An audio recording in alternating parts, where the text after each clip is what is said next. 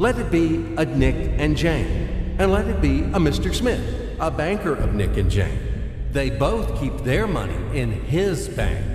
That's why we use the title Mr. Smith with respect.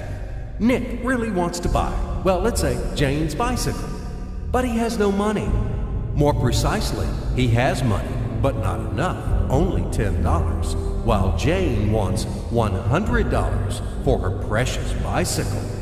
That's a problem. What should Nick do? Well, this bicycle is so desirable. He gives Jane his $10 as a deposit and asks plaintively not to sell the bike to anyone. He says that he will bring the rest of the money soon. At the same time, he runs to his bank, to the respected Mr. Smith, to get a loan for the missing $90. As ill luck, Mr. Smith has no money at this moment, but he knows perfectly about $10, which Nick gave to Jane. And where will Jane bring his money to? That's right. She will put these $10 in her lovely bank to the same Mr. Smith. Therefore, Mr. Smith asks Nick to come back tomorrow in the hope that tomorrow he will get these $10. And everything happens this way. The next day, Jane brings $10 to the bank. The bank provides Nick these $10 on credit. Nick immediately gives them to Jane. She again puts them in a bank. The bank again provides Nick these $10 on credit, etc.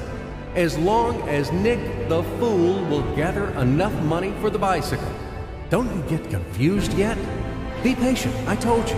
These demons have been trying to confuse you during 1,000 years. These damn economists and financiers. But anyway, we will figure everything out. So what do we have in the end? Nick finally got the bike from Jane. Wow! But at the same time, Nick owes $90 to the bank, Mr. Smith. And the bank, in its turn, owes $100 to Jane. In other words, those $10, which existed initially, have magically turned into $200, $190 of debts plus real $10. But these $10 would also turn into $1,000, even in $1 million or $1 billion, if Nick would make a more expensive purchase. In this case, our $10 would make the increasing number of its cycles, circuits from hands to hands.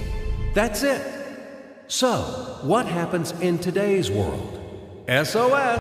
It appears that banks also make money out of thin air and multiply them. Not only Fed can produce money, but banks either. In short, everybody can do this, except you and me. We are not in the business at this celebration of life. I would like to print or draw some money as well. In fact, these banks multiply money without any control. And we're still wondering why the banker lives better.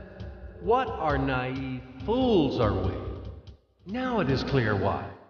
The one who produces the money, of course, lives better. But this is not enough. From this moment, poor Nick will never be able to repay his debts owed to the bank, no matter how hard he would work.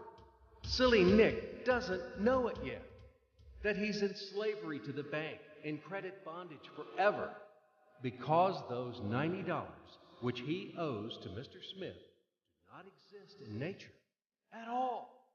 Sly Mr. Smith made his money out of nothing. He created them out of thin air, just one click. And $10 turned into $200.